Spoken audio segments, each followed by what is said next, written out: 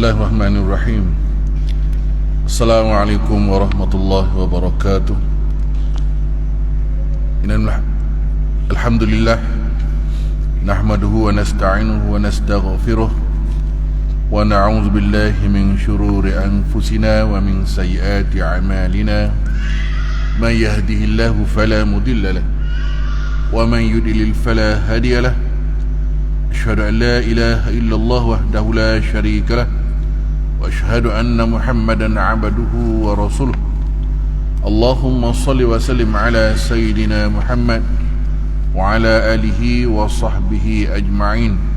Amma ba'd. Muslimin dan muslimat yang dirahmati Allah sekalian, alhamdulillah, syukur pada Allah Subhanahu wa taala, pada malam ini kita dapat sama-sama berada dalam majlis ilmu untuk memperbaiki jiwa kita supaya kita lebih rapat dengan Allah Subhanahu wa taala. Biasanya malam Jumaat ni kita baca Yasin tak? Ni kali ni baca dengan tazkirah, dengan kuliah pun pahalanya besar juga. Jadi wajib. Nah, kita selang-selilah. Ada malam Jumaat lain kita baca Yasin tak? Sama-sama kita baca Yasin, insyaAllah. Tapi bukan tak boleh baca Yasin. Malam ni lepas pada kuliah, balik rumah boleh baca Yasin juga, tak ada masalah. Jangan pula dengar kuliah ni kita buka Yasin, tak boleh lah. Diharamkan bacaan tu. Yang ni wajib, itu sunat. Kadang-kadang dia tak faham. Oh, malam Jumaat kena baca Yasin. Wah, baca Yasin. Kuliah pun dia buka juga surah Yasin, baca Yasin. Itu dah jatuh hukumnya haram kan? Ya, hukumnya haram. Kenapa? Ia mengatasi yang wajib. Yang wajib mendengar ilmu, belajar ilmu wajib. Yang baca Yasin tadi untuk sunat saja. Dia tukar, pelik. Jadi manusia ni pelik, dia ambil yang sunat daripada yang wajib. InsyaAllah. Bukan tak boleh baca. Lepas ni baca ataupun kita gilir malam Jumaat lain kita baca Yasin, insyaAllah. Jadi kita sambung kuliah bulanan saya tu, berapa bulan tak ada ni, lama dah. Peranan sufi dalam gerakan Islam, insyaAllah. InsyaAllah lepas pada ni kita inilah pada PKP dulu dan sebagainya, kita sambung balik. Dan kita masuk bab berhubung dengan sebab-sebab hati kita ni supaya terus hidup. Hati yang macam mana, iaitu hati yang terus hidup. Saya recap yang dulu, ulang kaji sedikit yang dulu. Antara hati yang terus hidup adalah sentiasa kita mengingati Allah Subhanahu wa taala. Ingatkan Allah, sentiasa berzikir pada Allah Subhanahu wa taala. Apa saja perbuatan kita, perlakuan kita, kita ingat Allah Subhanahu wa taala supaya hati kita hidup. Yang keduanya adalah sentiasa kita membaca Al-Quran. Membaca Al-Quran walaupun sedikit, kita sentiasa membaca Al-Quran. Duduk tempat mana sekalipun, kecuali jangan bilik air lah. Tempat-tempat yang diharamkan oleh Allah SWT tak boleh lah. Kita membaca Al-Quran. Kemudian kita sentiasa beristighfar kepada Allah SWT. Minta ampun, istighfar. Astaghfirullahalazim, astaghfirullahalazim. Mulut kita ni istighfar tu, kita dah jadi sebagai satu siulan pada diri kita. Istighfar pada Allah SWT. Kemudian kita sentiasa perkara yang akhir sekali, perkara yang hendak dibincangkan malam ni, berdasarkan pada saya tanda dah dalam kitab ni, adalah kita sentiasa perlu berdoa kepada Allah Subhanahu Wa Taala. Allahu Rabbi. Doa. Kadang-kadang kita ni sombong dengan Allah Subhanahu Wa Taala. Kita lepas solat, tak kisahlah solat fardu ke solat sunat ke, terus Assalamualaikum warahmatullahi, Assalamualaikum warahmatullahi, bangun jalan tu tanpa kita menadah tangan sedikit, doa lah sedikit, walaupun satu ayat pun doa. Rabbana atina fid dunya pun tak apa, doa pergi, baru pergi berjalan. Mana kita ambil ambil peluang setelah kita menyucikan diri kita menghadap Allah Subhanahu Wa Taala, kita melakukan solat, ambil peluang untuk berdoa dengan Allah SWT. Kita bertawassul dengan amalan kita sembahyang tadi supaya Allah menerima doa kita.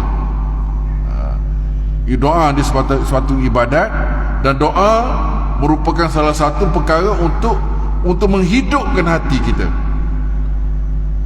untuk mendapat seteguk restu dan syafaat dari Allah Subhanahu wa taala. Manusia mestilah mengharapkan keredaannya dan sentiasa meluangkan masa untuk berdoa. Meluangkan masa kita berdoa, doa, meminta sesuatu yang diharapkan. Mudah-mudahan doa itu dimakbulkan oleh Allah Subhanahu wa taala. A'udzubillahi minasyaitonirrajim. Amman yujibul mudtarra idza da'a'u wa yakshifu su'. Siapakah yang memperkenankan doa orang yang berada dalam kesulitan apabila ia berdoa kepadanya, kepada Allah, dan menghilangkan kesusahan? Allah tanya soalan. Surah An-Nahl ayat 62. Dia kata, siapa yang perkenankan doa bagi orang yang berada dalam kesusahan, bagi menghilangkan kesusahan tadi? Siapa? Allah tanya. Pertanyaan Allah itu adalah pertanyaan untuk beri pengajaran kepada kita. Tiada siapa lagi dah tempat kita berdoa melainkan Allah Subhanahu wa taala. Hei manusia, mu hanya boleh berdoa kepada aku saja. Itu maksudkan ayat ini. Minta dengan Allah Subhanahu wa taala saja. Doa ni kadang-kadang Allah makbulkan secara tunai. Nah, kadang-kadang Allah makbulkan doa kita ni secara jangka masa panjang. Kita dah lupa dah. Masa kita muda dulu, masa kita susah dulu, ataupun masa kita baru-baru kahwin dulu kita berdoa. Tua umur 60 pencen baru Allah makbulkan doa. Masa itu juga doa. Sebab tu, kenapa? Itu janji Allah. Janji Allah Subhanahu wa taala. Dalam sepotong ayat lagi Allah mengatakan, A'udzubillahi minasyaitonirrajim. Wa qala rabbukum ud'uni astajib lakum. Ini janji Allah Subhanahu wa taala. Allah berfirman, berdoalah kepadaku nescaya aku perkenankan doamu. Maknanya setiap doa kita Allah perkenankan. Dia tak ada reject, cuma lambat ataupun cepat doa kita. Innal ladzina yastakbiruna an ibadati sayadkhuluna jahannama dakhirin. Dan sesungguhnya orang-orang yang menyombong diri dari mengabdikan diri kepadaku akan dimasukkan ke dalam neraka jahanam dalam keadaan dirinya terhina. Surah Al-Mu'min ayat 60. Nah, sebab tu Allah SWT suruh kita doa kepada, jangan sombong, dan kita jangan kata Allah aku susah, merunguk. Nah, merunguk doa dah siang malam pun serupa juga. Doa ni baca dah macam-macam, panggil ustaz berdoa apa serupa juga. Kalau kita tidak boleh berdoa sendiri, kita suka-suka mengaminkan doa yang dibaca oleh imam, yang dibaca oleh ustaz-ustaz, yang dibacakan oleh guru. Kita mengaminkan doa kita dengan sungguh-sungguh. Ini kadang-kadang orang berdoa, orang baca doa, imam baca doa, kita duduk tangan kita duduk atas paha gitu je. Wah, tak kisah ya, tangan kita duduk atas paha macam tu je, tadah pun gitu je, tak sungguh-sungguh doa. Kita main-main, ataupun kita sendiri berdoa tidak bersungguh-sungguh. Kalau orang minta duit, kita minta duit dengan orang, kita pergi jumpa orang, kita main-main, kita bagi duit aku RM10, gitu ya, main-main, tak sungguh kan. Orang pun nak bagi, dia minta tak sungguh-sungguh lah. Nak bagi ke tak nak bagi, nak bagi ke tak nak bagi, tak sungguh-sungguh.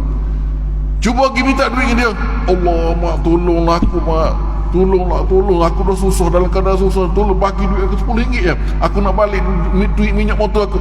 Dalam keadaan gitu, tak ada soal banyak, itu angkat bagi duit. Nah, sungguh dia minta. Kenapa kesungguhan dan kesusahan dia, dalam keadaan susah tu dia minta tolong kita, minta tolong berhutang duit RM10.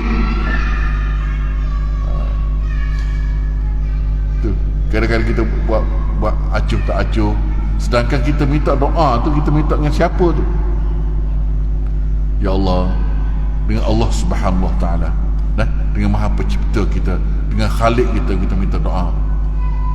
Dalam kitab ni lagi saya baca tu kan, ayat-ayat ini sekaligus menolak pendapat di kalangan segelintir ahli sufi yang kononnya beramal dengan amalan kesufian, bahawa apabila manusia telah sampai ke satu darjat atau satu makam yang tinggi, maka ia tidak perlu lagi berdoa meminta kepada Allah Subhanahu Wa Taala. Ini Nabi sendiri berdoa.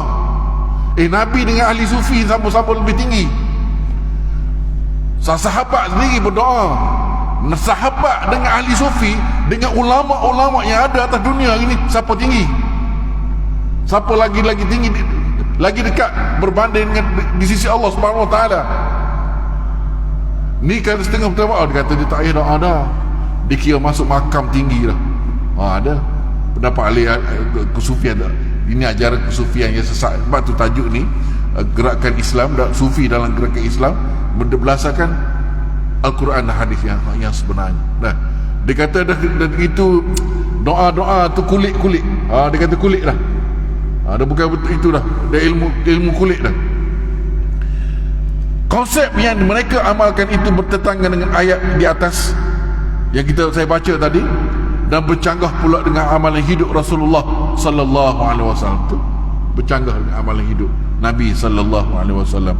Manusia perlu memahami bahawa hakikat kebergantungan kehidupan sebenar bukan hanya bergantung pada kudrat dan kekuatan yang dibina pada dirinya sendiri, bukan hanya kepada usaha yang dicurahkan dalam suatu pekerjaan, kerana pergantungan sebegitu rupa tidak menjanjikan apa-apa yang diharapkan tanpa restu daripada Allah Subhanahu Wa Taala. Bukan dia, aku buat ni kerana usaha aku, habis dah lagi dah kita punya akidah kita dah. Aku buat ni kerana ada kekuatan aku, kerana tenaga yang ada pada aku, kerana kuasa di segi power kehidupan atas dunia, kerana aku ada kuasa sedikit.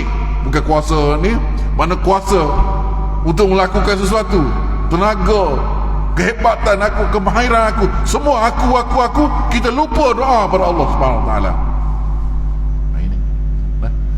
Ini dia ada. Sebab tu di dalam hidup kita ni, dalam kehidupan kita, tiga orang yang orang ni hebat, orang ni dia orang yang beruntung, orang yang berjaya. Tiga orang. Setengah ulama mengatakan tiga orang. Pertama sekali, orang ni dia orang yang berjaya, orang berani, orang yang hebat dalam kehidupan dia. Orang pertama siapa dia? Yang pertama, orang itu bila orang kata ke dia, bila orang marah ke dia, bila orang buat aniaya ke dia, bila orang kedik ke dia, kata dalam WhatsApp dia, kutuk dia sebagainya, dia tidak balas dendam kepada orang tu. Itulah orang yang berjaya dan orang hebat dalam kehidupan dan masyarakat. Dia tidak timbul perkelahian. Bila berlaku seperti satu one way je, tapi bila balas patah ke dia balik, dia ni balas dengan baik. Orang yang aniaya dia layan orang tu dengan baik. Orang telah menghina dia melayan tu orang dengan baik, tanpa dia balas dengan perkara-perkara itu menyebabkan berlakunya pertengkaran, pergaduhan. Dia layan dengan baik. Kerana Nabi tunjuk contoh pada kita pada kita masa Nabi pergi ke Taif, dibaling dengan batu, dibaling dengan najis, dibaling dengan siapa berdarah Nabi. Malaikat turun, dia kata, ya Rasulullah, untuk pilih gunung mana nak pilih, aku akan hempapkan kepada umat-umat yang telah.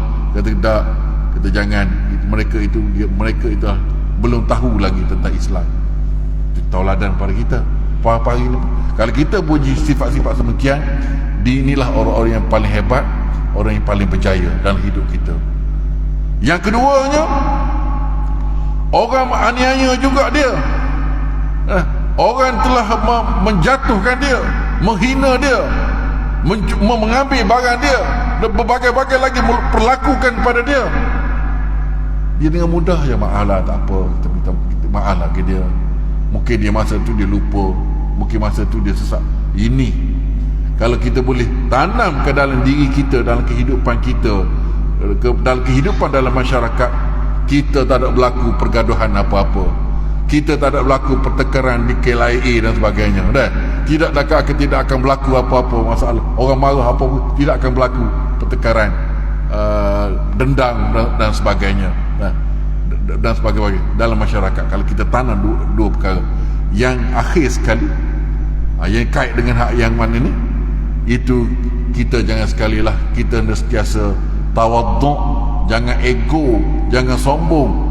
Kita kata kita semua, kita ada tenaga, kita ada kuasa, kita ada kudrat dan sebagainya, kita yang buat, kita ada kemahiran. Kita rasa ego dengan apa yang Allah berikan kepada kita tanpa kita doa kepada Allah SWT. Inilah orang, kalau kita sedemikian rupa, ini orang yang paling gagal, paling fail dalam kehidupan dia. Kerana kita hanya kita perlu dapat restu daripada Allah Subhanahu Wa Taala. Manusia boleh merancang melakukan sesuatu perkara, tetapi yang menentukan kejayaan tersebut ialah Allah Subhanahu Wa Taala. Allah, kalau kita duduk letakkan diri kita sedemikian rupa ke dalam diri kita, Allah Rabbi, tenangnya hidup kita. Kalau kita semua, bukan tuan-tuan juga, saya sendiri pun, tenangnya kita berada dalam kita, mananya kita rancang, kita buat sesuatu yang terbaik dah, tetapi lepas pada itu kita kenalah berdoa kepada Allah Subhanahu Wa Taala. Itu yang penting. Kita kata bukan andar usaha kita, tapi kita melakukan usaha, tapi kena berdoa kepada Allah Subhanahu Wa Taala. Tapi perancangan kita nak buat sesuatu, tiba-tiba Allah tak bagi lagi sekarang ni, Allah bagi benda lain, kita syukur, kita reda. Kenapa? Kita buat sesuatu itu kerana Allah Subhanahu Wa Taala. Oleh sebab itu dia kata, dalam seteguk doa yang dipinta kepadanya, nescaya dia akan memberikan kejayaan terhadap usaha yang dilakukan. Allah, sedikit yang doa kita minta daripada Allah Subhanahu Wa Taala, nescaya Allah akan berikan kepada kita. Berikan kepada kita, sama ada apa yang kita nampak yang kita doa itu, ataupun dalam bentuk yang lain. Dalam bentuk yang kita doa nak jadi kaya, nak, ya Allah ya Tuhanku, susahnya aku masa PKP, tambah-tambah masa inflasi ini, berilah aku kelapangan rezeki sikit, dah, rezeki yang banyak, rezeki kekayaan ke, doa kaya, nak kaya, doa banyak duit, ataupun mudahkanlah anak-anak aku dapat pekerjaan, mudahkanlah ke keluarga aku ataupun diri aku ni dapat pekerjaan yang boleh mendatangkan hasil yang banyak. Doa kepada Allah.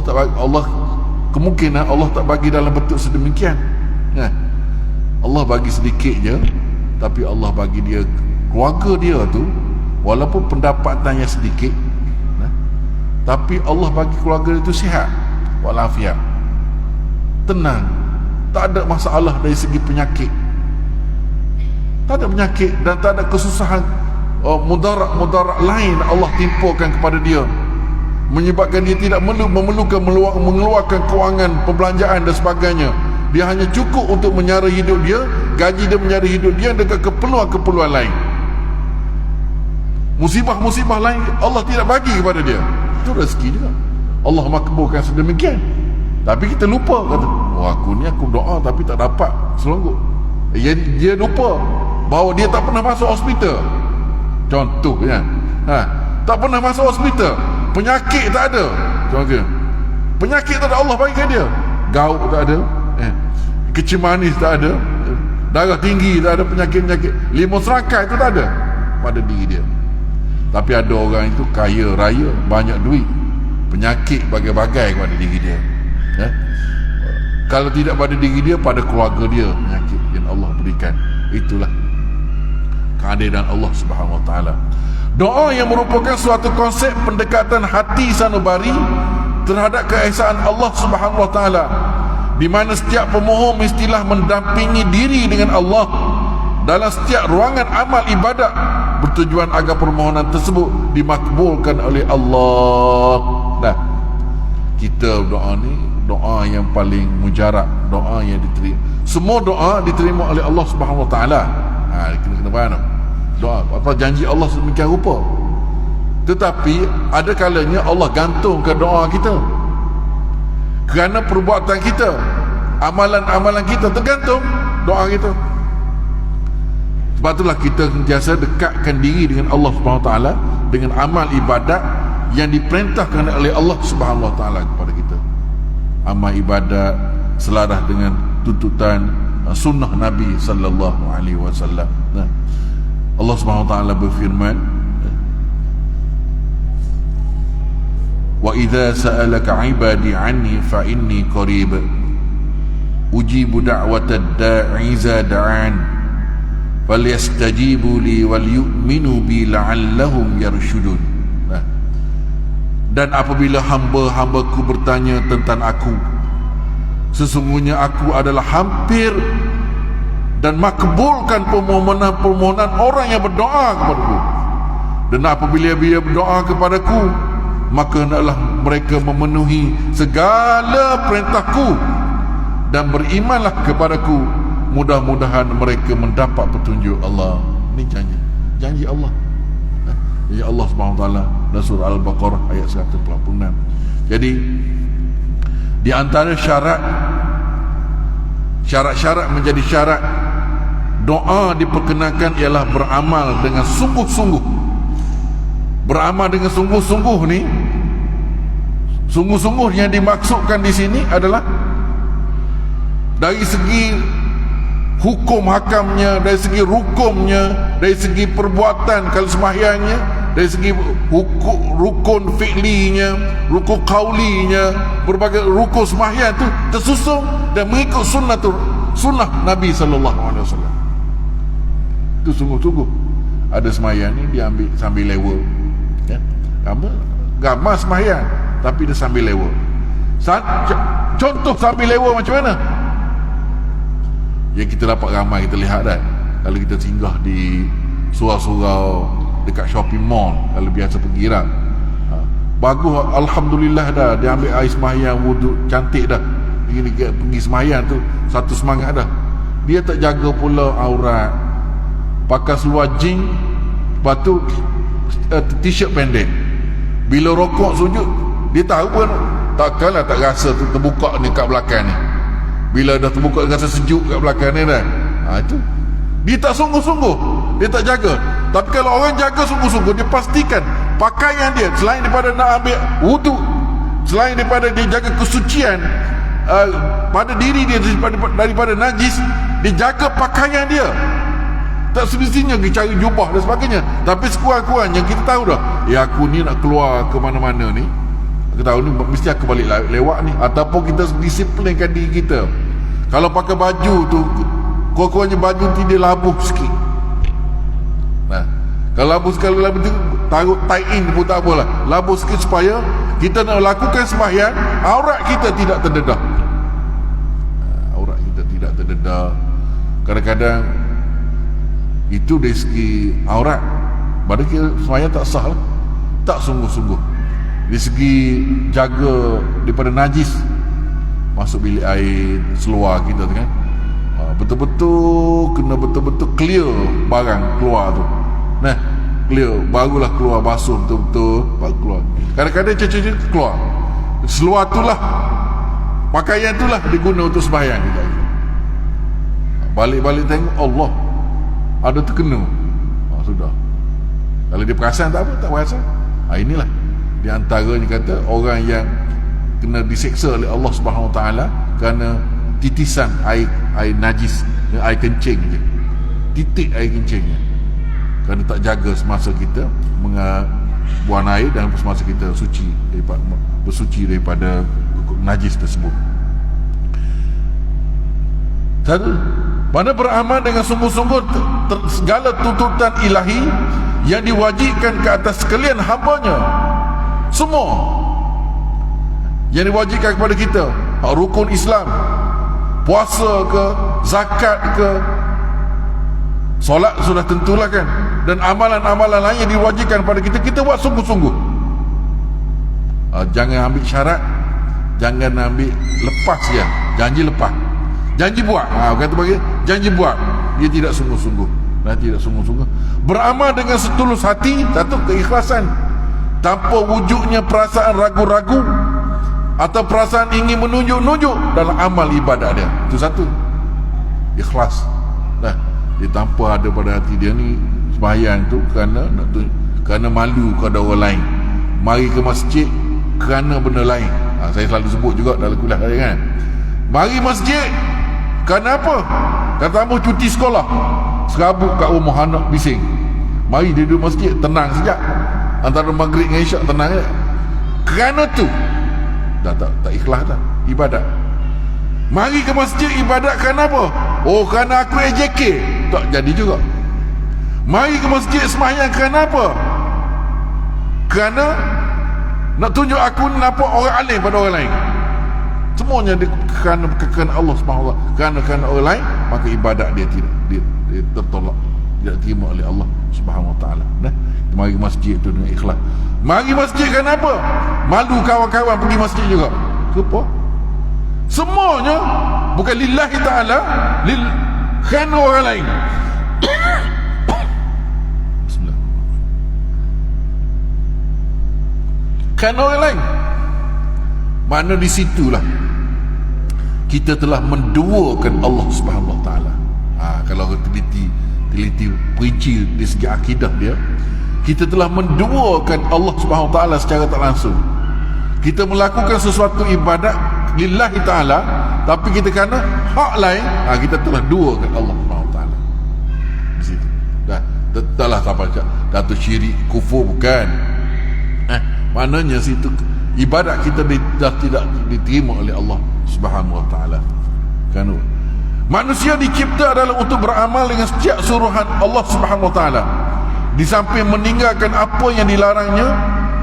Di dalam sepotong hadis diriwayatkan oleh Abu Hurairah radhiyallahu anhu bahawa Rasulullah sallallahu alaihi wasallam bersabda,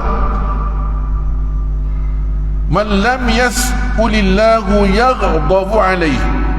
Sesiapa yang tidak memohon kepada Allah, dia tidak berdoa kepada Allah, nescaya Allah benci atas dia. Allah tak suka. Yang maknanya Allah benci ke dia orang yang tak minta dengan Allah, tak berdoa pada Allah. Tak apalah, malah doa pun dia jadi sendiri ya. Sudah. Kalau dah pandangan semikian rupa, apalah nanti kita tengok keadaan akan jadi macam tu juga dia tu. Doa pun jadi macam tu juga. Allah Rabbi, dia tak nak ambil kesempatan jadi macam tu ke jadi macam mana ke. Doa tu pentingnya adalah ibadat. Allah suruh minta dengan dia, tapi ibadat dia tak apa, doa pun serupa juga. Jadi macam tu jadi dia beranggapan sedemikian. Ni hadis sahih riwayat Bukhari. Ada lagi hadis lain yang maksudnya dari Al-Qudri, dia kata sesiapa di kalangan Muslim yang berdoa, maka dia tidak lagi baginya dosa, tiada lagi baginya dosa, dan dia tidak memutuskan ikatan silaturahim. Sesiapa di kalangan Muslim yang berdoa, maka tiada lagi baginya dosa, dan dia tidak memutuskan ikatan silaturahim, melainkan diberikan oleh Allah salah satu daripada 3 perkara, sama ada disegerakan doanya atau disimpan doanya itu untuk pelaburan di akhirat kelak, ataupun dijauhkan dari bencana kesesatan yang menimpa ke atasnya. Hadis Tirmizi.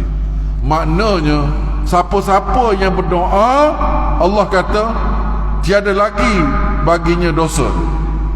Doa dengan ikhlas hati Allah, dan doanya itu akan dimakbulkan oleh Allah Subhanahu wa taala, kecuali Allah tetapkan dalam hadis Nabi ni, dia kata dia berdoa melakukan ibadat dengan ikhlas, seikhlas hati, tapi dia rangkaikan dengan silaturahim, hubungan silaturahim. Kita ibadat cantik dengan, maknanya pentingnya hubungan silaturahim kita ni. Tak boleh bergaduh dengan orang, tak boleh bermusuh dengan orang. Tadi saya sebut tadi, orang yang menang siapa dia tadi? Dia pemaaf, jadi seorang yang pemaaf, bukan pendendam, bukan seorang pendendam, dan dia seorang yang tidak ego. Itulah, ini silaturahim lah tu. Dia dengan jiran dia berdendam dengan jiran dia. Dendam. Dia telah memutuskan silaturahim. Dia tidak memaafkan orang yang ni, dia telah memutuskan silaturahim. Allah, doa macam mana doa kita nak terima? hati kita bekak nak marah orang kan. Hati kita dendam, bekak ni sekejap. Setiap hari hati kita ni bekak nak marah orang. Bekak orang, dengki orang dan sebagainya. Macam mana doa kita nak diterima oleh Allah Subhanahu Wa Taala? Ibadah kita nak jadi khusyuk macam mana? Ibadah kita nak diterima oleh Allah Subhanahu Wa Taala? Hari-hari kita macam tu. Manusia yang sempurna, yang dikasihi Allah, ialah manusia yang bebas daripada ikatan belenggu hawa nafsu dia, dan bebas dari segala ikatan jahiliah serta amalan-amalan kurafat. Ni kurafat satu hal. Dia bebas daripada amalan-amalan jahiliah dia dan amalan-amalan kurafat yang menyebabkan sama ada syirik kecil ke syirik besar lagi berat lah. Syirik besar lagi berat. Dan yang amalan yang karut marut,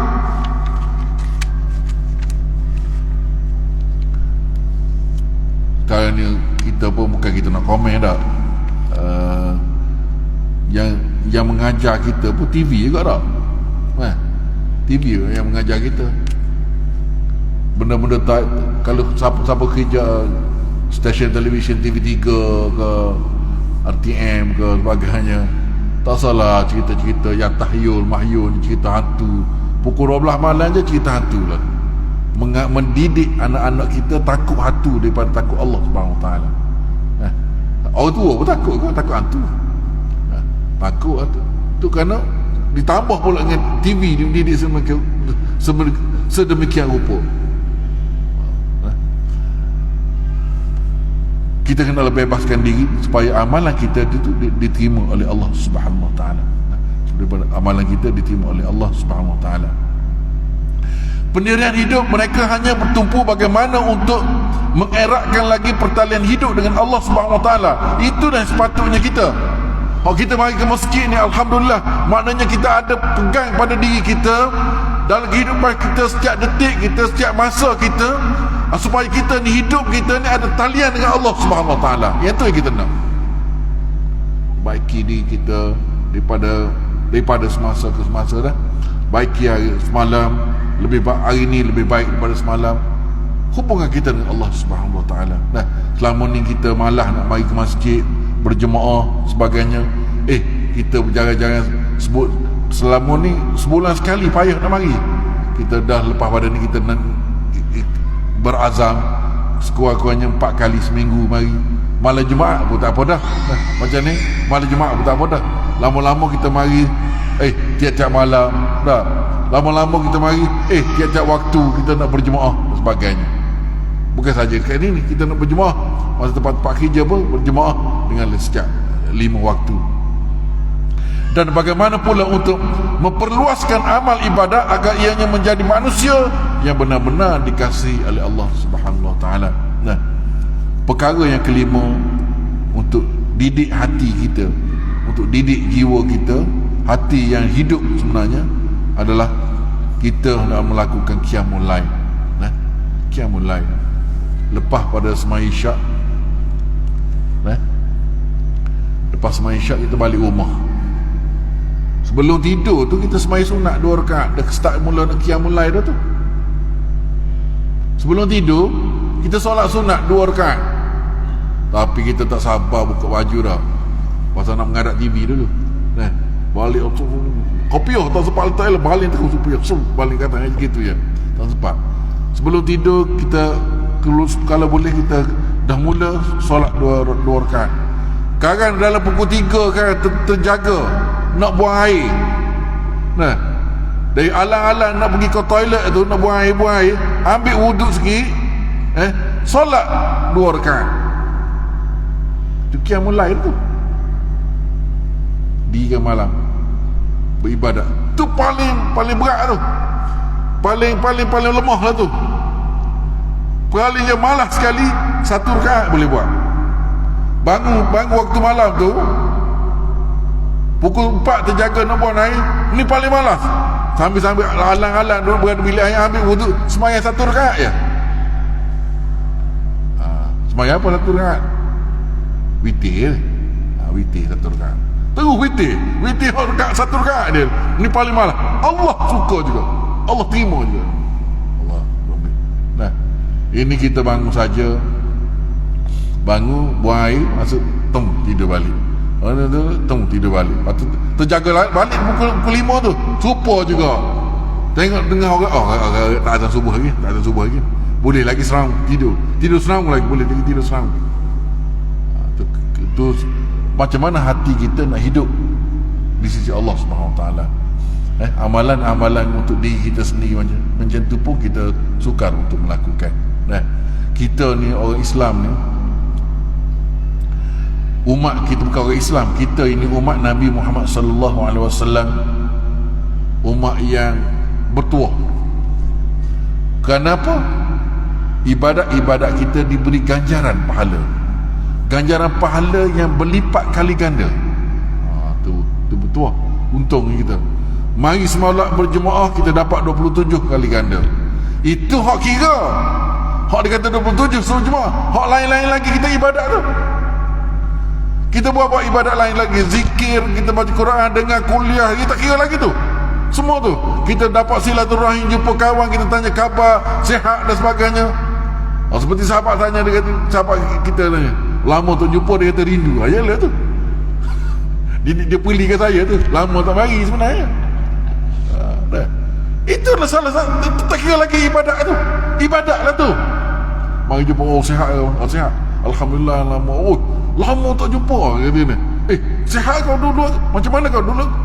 Aku dengar masuk hospital. Masuk hospital dah. Alhamdulillah. Kita bertanya khabar kawan kita itu pun, dengan keikhlasan pun kita dapat satu ibadat, dapat pahala. Tak kira dia kecuali daripada 27 tadi tu. 27 datang bersolat berjemaah di masjid, kan? Soalnya wajib tu. Hak dalam kita melakukan ibadat yang wajib tadi, kita buat pula dengan tertib, kita tambah lagi bacaan-bacaan sunat di dalam ibadat wajib kita, lagi banyak pahala. Allah dikira. Maknanya tak terkira 27 tu lebih pada segala-galanya. Mari dah dapat 27 dah. Itu umat Nabi Muhammad sallallahu alaihi wasallam. Nah, dalam puasa tak sekiralah gandaan. Kenapa? Dia tahu dah umat Nabi Muhammad ni umatnya umurnya pendek satu. Satu lagi umat Nabi Muhammad ni setengahnya malah pemalah. Pendek, umur pendek tu pemalah laku ibadat. Tu bagi keistimewaan kerana Nabi kita sendiri yang minta. Dia tahu dah umat dia di akhir zaman, banyak cabaran-cabaran di akhir zaman. Pada hari ini macam-macam cabaran dah. Kita tak boleh beza dah. Dan ni tanda-tanda kiamat dah ada dah, tanda-tanda awal dah. Kita tak boleh bezakan mana baik dengan mana buruk dah ada dah. Dah ada dah sekarang ni. Nah, orang mencabar kita, terbalikkan cerita. Quran ini satu kitab yang kata di India mengatakan, satu kitab mengajar pada keganasan, nak haramkan Quran tu. Quran mengajar keganasan, dia kata. Dia terbalikkan cerita. Mana Islam automatik, Quran tu keganasan, automatik orang Islam semua pengganas. Dia terbalikkan cerita. Nah, hari ni kalau orang tak ilmu, betul ke? Nah, betul ke? Kemudian dalam apa-apa sajalah mencabar hukum akan Allah Subhanahu Wa Taala, tapi Allah tidak hukumkan terus, tidak jatuhkan hukuman. Tak. Mencabar itu kita gini confused. Betul lah dia buat tu, Allah tak jatuhkan ni, tidak panah dia peti. Ada Allah sayang kepada dia tu, dia cabar Allah tu, panah kat peti ada. Tuan-tuan ingat dulu tahun 80-an dulu, nah, di Kelantan lah, di Bacok Kelantan. Di Bacok Kelantan ni famous dengan tanam pokok tembakau. Satu ketika dia tanam pokok tembakau, dia bertahun berpuluh-puluh tahun dia tanam tembakau cantik. Dia memang usahawan tanam tembakau yang berjaya. Suatu hari dia tanam tembakau, hujan mari tenggelam tembakau dia, hasil dia tak dapat. Okey lagi, kali kedua dia tanam tembakau dia, serupa ke hujan mari, hasil dia tak dapat. Dia ambil golok tu, barang tu, dia cabar Allah. Bapa aku susah ni, orang lain tadi dia cabar Allah. Allah tahu macam-macam dia kutuk keluar apa-apa. Masa tu juga kena panah ke peti ada. Masa tu juga Allah balas bagi kat dia. Bagi ni. Tapi sekarang ni ada setengah cabar macam-macam kata pada Allah Subhanahu Wa Taala, Allah biarkan. Allah biarkan, tu lagi bahaya. Orang yang lain, umat lain tengok, tak ada apa-apa berlaku. Allah boleh bagi segerakan, Allah bagi kemudian. Ini kan hadis Nabi kata, umat di akhir zaman, di akhir zaman akan berhadapan sedemikian rupa, manusia tak boleh nak nilai antara baik dan buruk. Manusia Dajjal tu dah banyak dah. Anak-anak Dajjal tu dah banyak dah.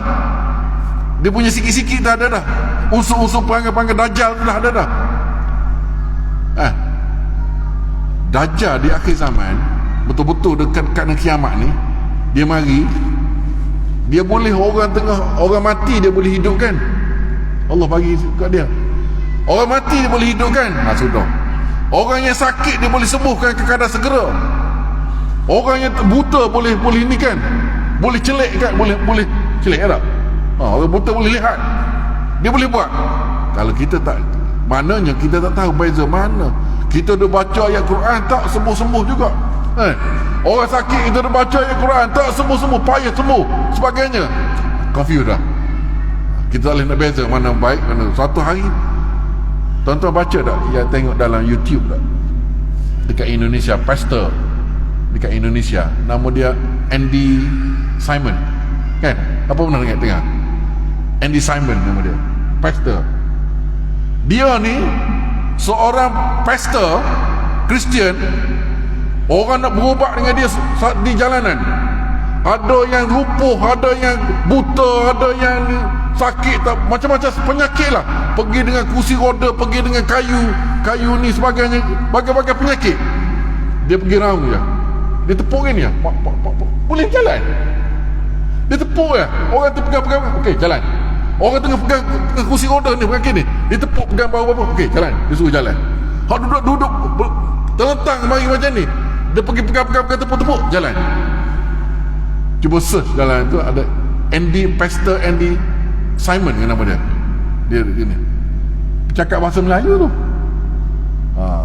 Okey, kalau orang pakai tudung, orang Melayu, orang Islam pakai tudung ke sebelah dia gitu. Dia pergi pegang, okey, jalan penyakit. Siapa ketunduk begini, siapa begini, sembuh ke dia.